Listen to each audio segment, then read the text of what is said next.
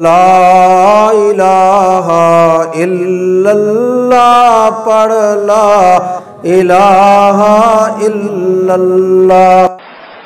معراج کا واقعہ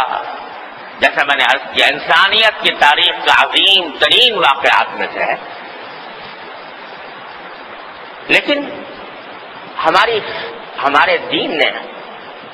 ہر چیز میں ہمیں افراط اور تفریط سے بچایا، اعتدال کا راستہ عطا فرمایا۔ لہذا ہمارے دین میں یہ فرمایا گیا ہے کہ بندگی کا مطلب ہی یہ ہے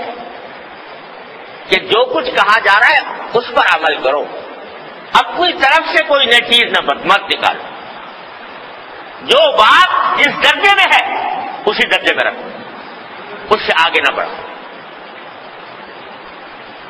شب معراج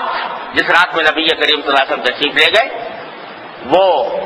اعلیٰ ترین رات تھی، عظیم الشان رات تھی، لیکن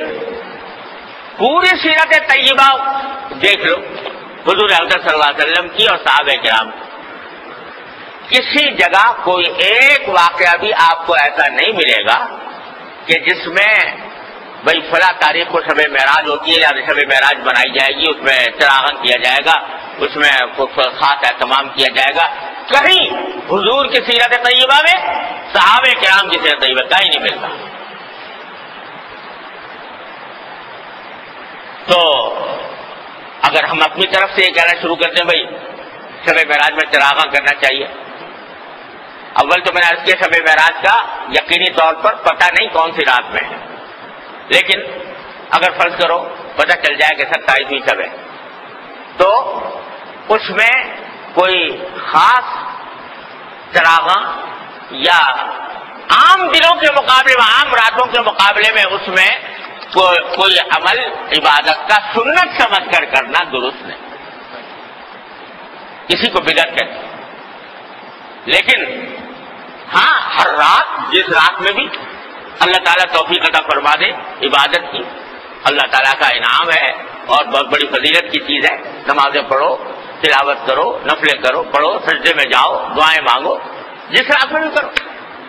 کسی رات کی تخصیص نہیں۔ اسی طرح روزے کا معاملہ ہے، 27 رجب کے روزے کا،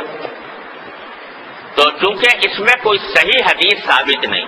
27ویں رجب کے روزے کی، اس واسطے حضرت عمر رضی اللہ تعالیٰ عنہ سے منقول ہے کہ اگر کوئی روزہ رکھتا تھا 27 تاریخ کو تو حضرت عمر زبردستی کر کے کہتے کھانا کھاؤ، روزہ توڑو، کیونکہ یہ تم سمجھ رہے ہو کہ سنت ہے، حالانکہ سنت نہیں، نبی کریم صلی اللہ علیہ وسلم کی سنت نہیں۔ ہاں عام دنوں میں کسی دن بھی روزہ رکھ لے، اس دن بھی رکھ لے، لیکن سنت سمجھ کر نہیں۔ اس رات کو بھی جاگ لو، جاگنے میں کوئی حرج نہیں، اچھی بات ہے، لیکن سنت سمجھ کر نہیں۔ ویسے ہی جیسے اور راتوں میں جاگتے ہیں تو اس میں بھی جاگیں، اس میں بھی عبادت کریں۔ اس طرح کیا جائے تو حدود کے اندر آدمی رہتا ہے اور اسی حد میں رہتا ہے جو نبی کریم سرور عالم صلی اللہ علیہ وسلم نے اور صحابہ کرام نے متعین فرمائی۔ اس سے آگے بڑھنا حد سے تجاوز ہے۔ اللہ تبارک و تعالیٰ اپنے فضل و کرم سے، اپنی رحمت سے ہم سب کو حد سے تجاوز سے محفوظ فرمائے، اور معراج کا جو سبق ہے اللہ تبارک و تعالیٰ اس کو ذہن نشین کرا کر اس پر عمل کی توفیق عطا فرمائے۔ وآخر دعوانا الحمدللہ رب العالمین۔